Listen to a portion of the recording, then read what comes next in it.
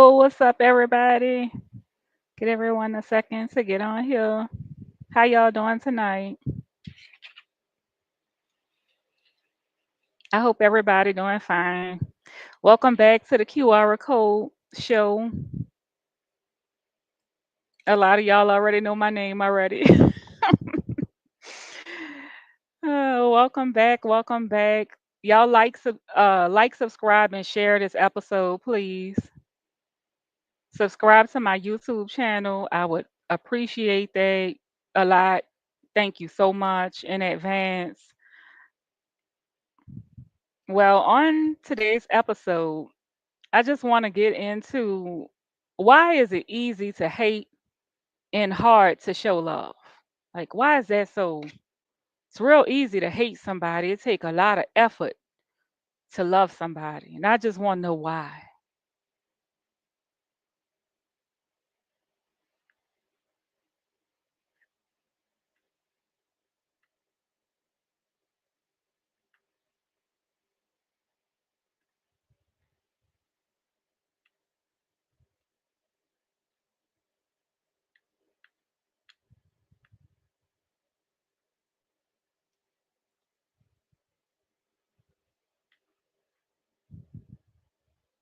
All right,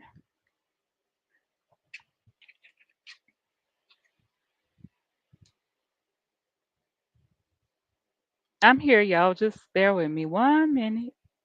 Let's see.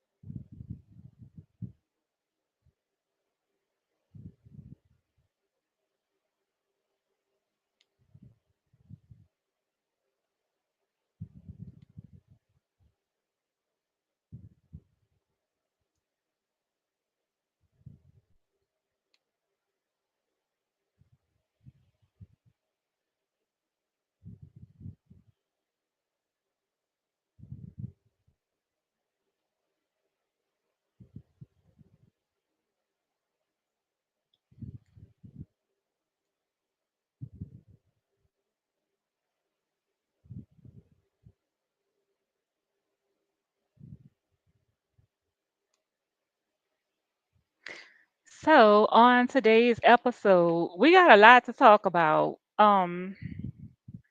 One of the things that I wanted to talk about, it's been some recent, here I am. It's been some recent headlines, a lot of hate. The algorithm is always on hate. I guess that's what makes the money and keeps the chats rolling. Um, so yeah, we have to be very specific with what we're clicking on these days because it feeds into the algorithm. And I know a lot of times it's real hard to see something and then not want to see something, right? Then really want to see something. So, yeah, today's episode, we're going to cover love versus hate.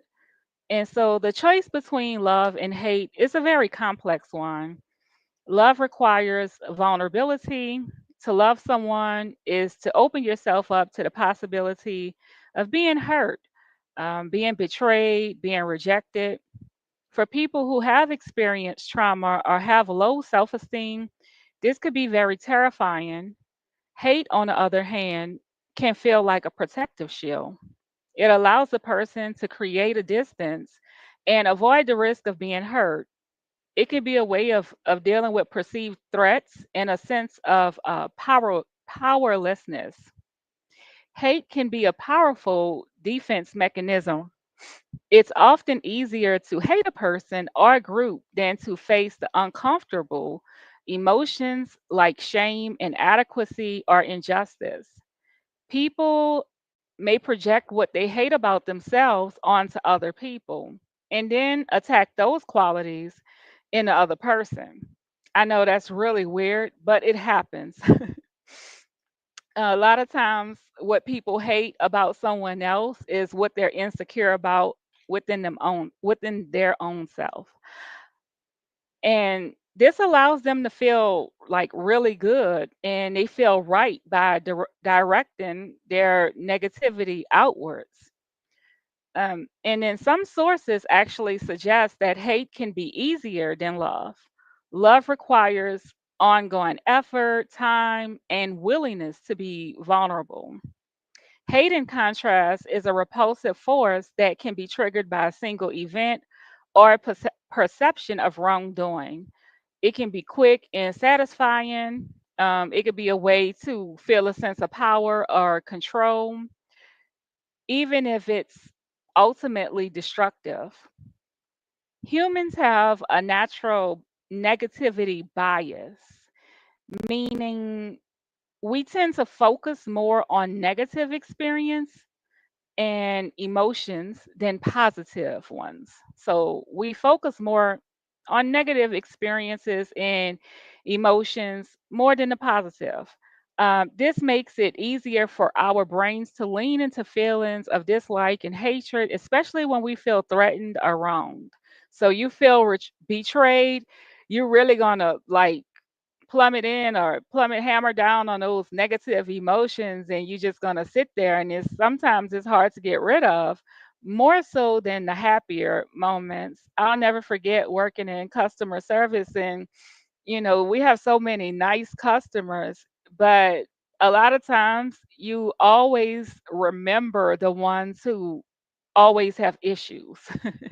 I don't know why, but when there's problems, it's much easier to remember than people who are happy. But I changed my narrative in customer service when I did work that and tried to honor and appreciate those positive experiences that I had, um, that oftentimes they get overlooked because we expect people to be positive. We don't expect people to be negative. We don't expect people to betray us, but it does happen. And when it happens, it hurts. So hate often stems from a lack of understanding or exposure to different cultures, beliefs, and ways of life. When people are isolated from those who are different from them, it becomes easier to dehumanize and stereotype them. This process of dehumanization strips people of their dignity and worth, making it easier to justify hateful actions. So, I want to get into this one video that I have. Recently, there was a person, a married football coach, who was seeing a young lady, and the young lady is also married. The football coach, I believe, is 39 or 40 something years old, and the young lady is in her 20s. And he went over to, both of them are married, and he went over to her house, and it's 9 p.m. and her husband gets off work early, and he's 23 years old, and he catches them in the bed together. And instead of like, now I'm not saying them being in the bed together is right or anything, but we have to learn how to control our emotions when things don't go our way. When someone betrays us, we have to learn how to take back control of our emotions. And I say this because someone cheated doesn't give them the right to be offed or unalived. Um, it's just very sad and unfortunate. Did the football coach put himself in that predicament? Sure, he did. He shouldn't have been cheating, first of all. He shouldn't have, if you're gonna cheat, then I would suggest not to go to any married woman's house or any woman that's seeing someone else. Why would you go to their house? It's just so sloppy. It's the most sloppiest form. I mean, cheating in itself is sloppy, but that has to be one of the most sloppiest forms of cheating, to go cheat off in someone's house when both parties are married. Anywho, this is the video. So let me get into that.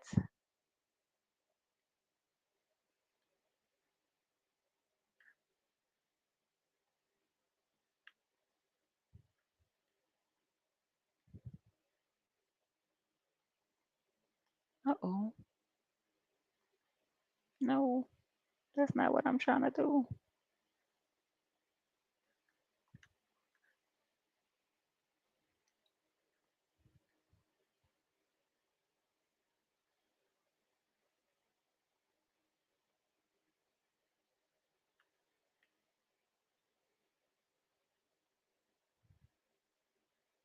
Okay, hold on.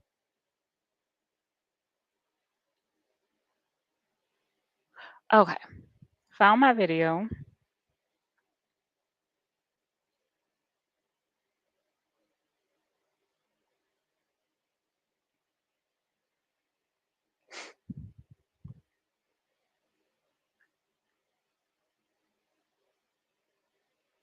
Uh-oh. Child, that's the wrong video.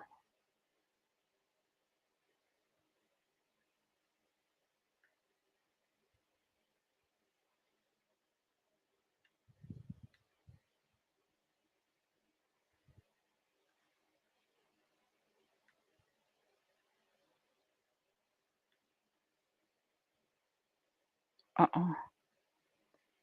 Yeah, this just I mean, it's just so unfortunate to see things like this actually play out and, it did happen. I mean, it's life. Should they happen? No, they shouldn't. Do it happen? Yes, it does. Um,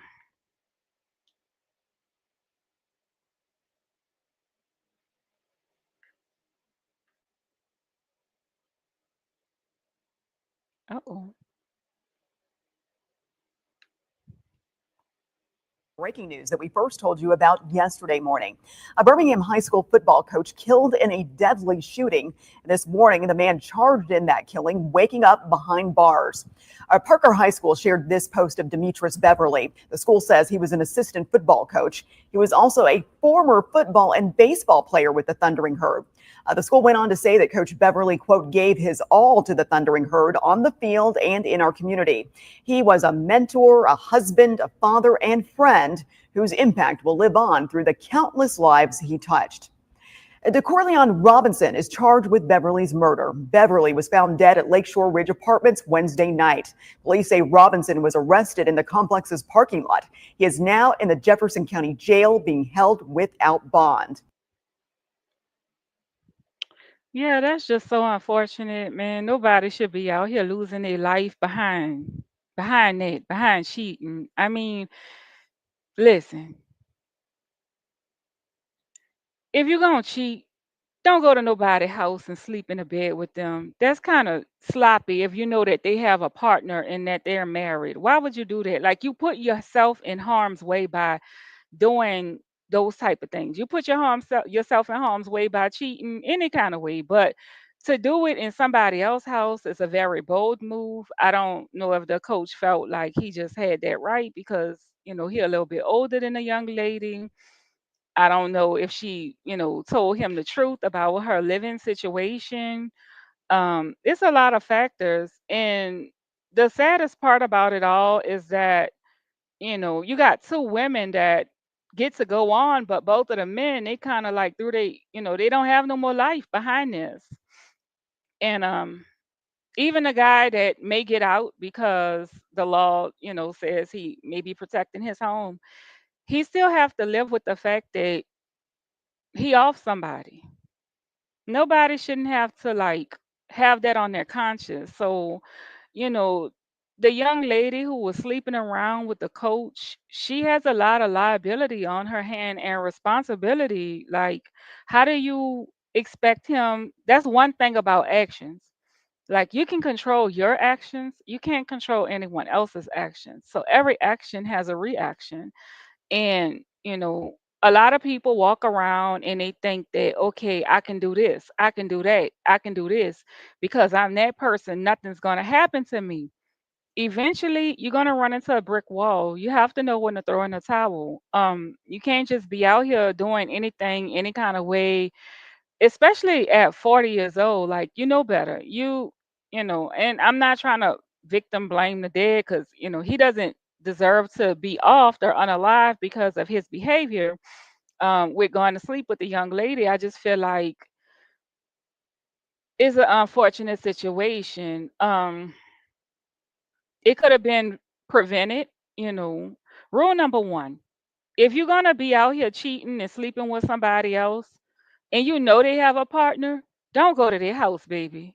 Don't go to their house. I mean, I don't care how old you feel like you are and how young you feel like the other person is. I don't care if you feel like you about to get away with it on this day.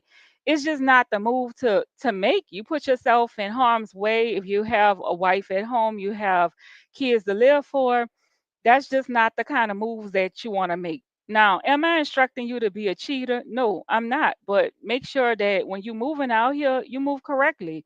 You don't want to like be caught up in a situation where now your family miss you and now they have to put you on a rest in peace shirt because you're no longer with them. And then the young lady, she has a lot of responsibility here. Because why would you put those people in harm's way? Like, it's not right, man. It's not right.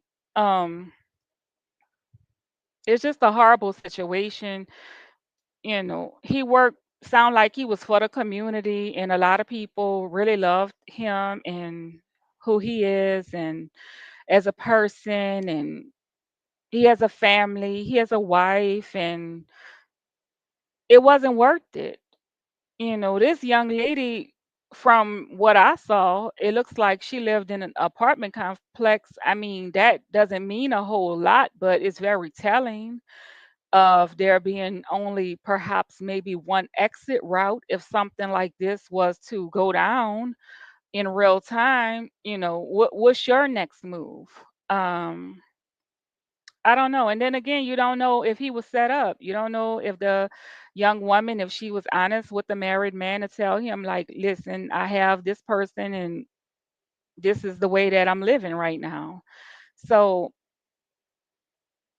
I guess my question is ethically and legally, what is the responsibility of the person involved in the affair in a situation that leads to violence? Is there any legal precedent for their culpability? Is there a place for forgiveness in a situation like this? What would a process of reconciliation look like for the families? And is that even possible? Like, once this young guy gets out of jail, I'm sure he has to go home to that wife. How could he, like, his first idea when he came through the door was seeing his wife in bed with someone else and then pulling out a weapon and unaliving a person. How do you forgive after that much build up in your heart to just take out a weapon and just off someone? How do you even forgive that wife? Do you stay with them, or can you not stay with them any longer? I mean, I don't know. If it was me, I feel like, first of all, I wouldn't off anyone. Second of all, but if it was me, just saying, if it was me, I wouldn't be able to go back to that situation. Like, just coming home from jail, I did read that the young guy, he did get a bond and he did come home. So just curious, wondering if he went back home to his wife or significant other. Um, how would you be able to be around them if they put you in a situation to where you feel like, you jeopardize a part of your peace? Because now he's going to have all these legal bearings against him. And how do you recover from something like that? Um, there's a thin line. There's a really thin line between love and hate. It's also important to note that the two emotions are not always polar opposites. In fact, they are often closely linked. Both are intense, passionate emotions that can be directed at a specific person or at a specific group. They can even coexist in a love hate relationship. In these cases, the strong feelings of love can turn into hate when there is a perceived betrayal. a loss of intimacy, or a sense of being hurt by someone you trusted. Ultimately, while love offers benefits like improved mental and physical health, stronger relationships, and personal growth, it also comes with the risk of vulnerability. Hate, on the other hand, can feel like a way to protect yourself. So, you just instantly go towards hate because you don't want someone to threaten you. You want to feel like you belong to this group, maybe, or you find a sense of power in this chaotic world. The choice to hate is not a real simple one, although it does seem very easy. It's not a simple one, and it is often driven by a complex web of deeply ingrained fears, insecurities, and also social influences. In our polarized world, how can we differentiate between genuine hatred and passionate disagreement? Where's the line? And how do we learn to cross it respectfully rather than with animosity? So, where's the line, and how do we cross that line respectfully instead of with so much animosity towards one another? Differentiating between genuine hatred and passionate disagreement can be challenging, but the line lies in the intent and the nature of the attack. Passionate disagreement targets an idea or an argument, while genuine hatred targets a person's inherent identity. So that's the difference. And I'm going to repeat that so y'all can follow me. Differentiating between genuine hatred and passionate disagreement can be challenging, but the line lies in the intent and the nature of the attack. So, passionate disagreement is fine. Passionate disagreement targets an idea or an argument. Genuine hatred targets a person's inherent identity. So, for example, if someone says, I hate the fact, so if, for example, if someone says, I have a boyfriend and my boyfriend don't have to like my kids or love my kids, uh, and the other person disagrees with that person, that's not an attack on that person's identity. That is an attack on the idea of that belief. So it's two separate things. You can attack someone's identity and you can also attack their idea. Attacking their idea or their belief is not attacking their identity. Attacking their idea or attacking their belief, okay, can be displayed in passionate disagreement. So that's the difference between those. Social media has been accused of amplifying hate.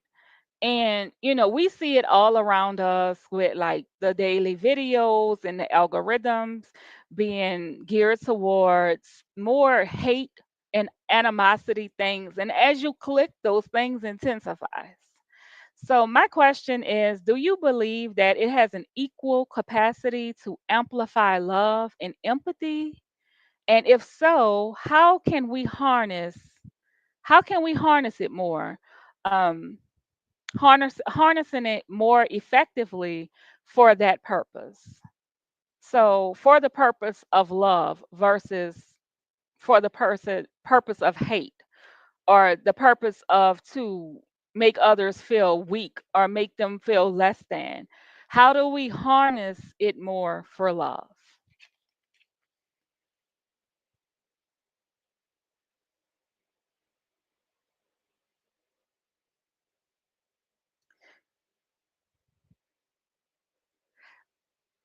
Yes, Brett, you're right about that.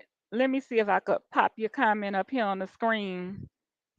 Bear with me one moment, y'all. Facebook be tripping sometimes. It be requiring me to go through all these extra steps to put.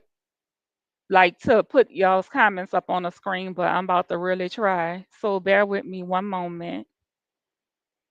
It's just such a shame that we've come to an age or a day where we have this social media thing and it's just so like it influences a lot all the time. It just seems like a never ending motion to hate. I see it all day, every day, and it's like the conversations aren't geared towards teaching. They're more geared towards a person trying to be right or trying their best to be right or proving how wrong the other person is versus teaching. I think if we all got to a place where we could actually teach and be receptive, because people do take constructive criticism in the wrong direction sometimes, and they automatically think that they're being attacked because a person like passionately disagrees with their response to a situation.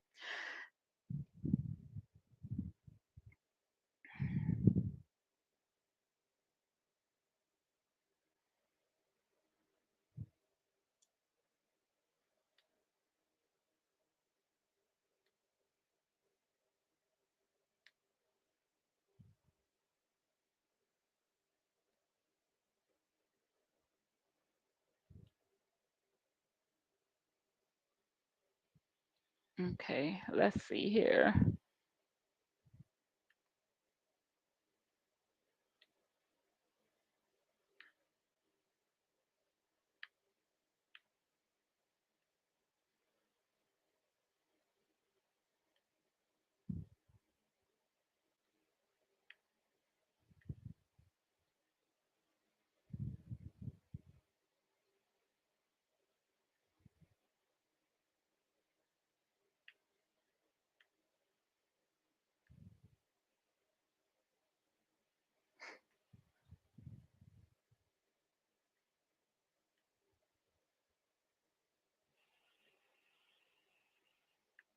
Mm-mm.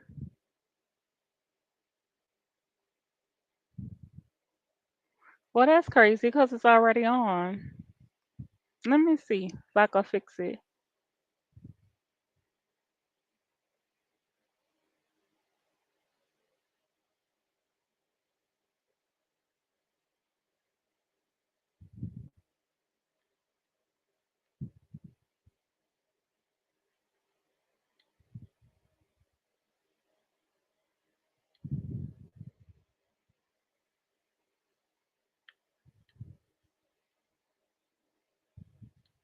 I'm gonna have to report them because they always make me do this every time I log on to this. I don't know why I have to always do this. So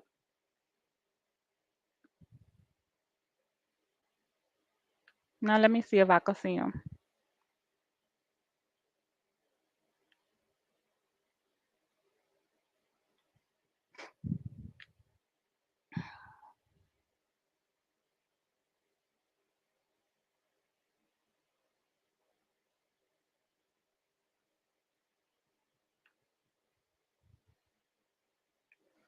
Oh, okay.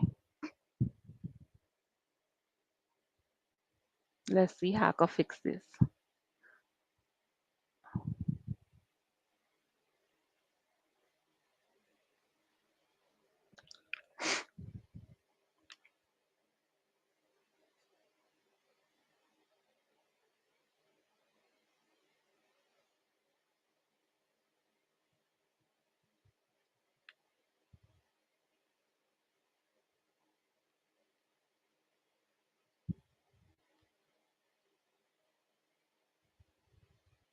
Mm-mm.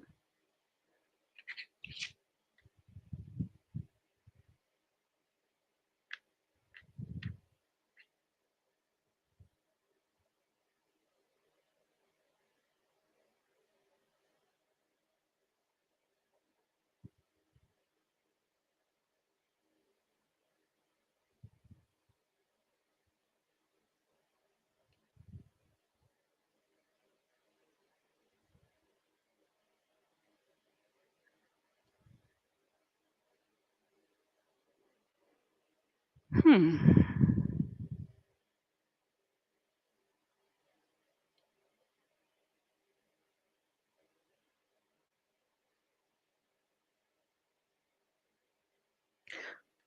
Okay, so I figured it out.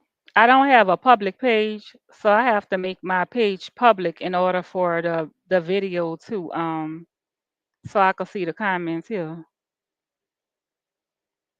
And I think it may be a little bit too late for that. Let's see if I could change it from my cell phone.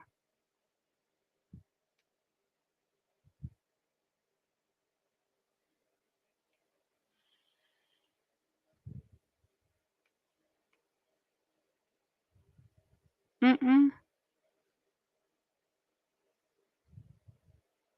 Okay, so I'm gonna end this stream and I'm gonna come right back in here because I want to get it right. Because I'm like that. So bear with me 1 second. I'm gonna end it and I'm gonna come right back in this room. I promise.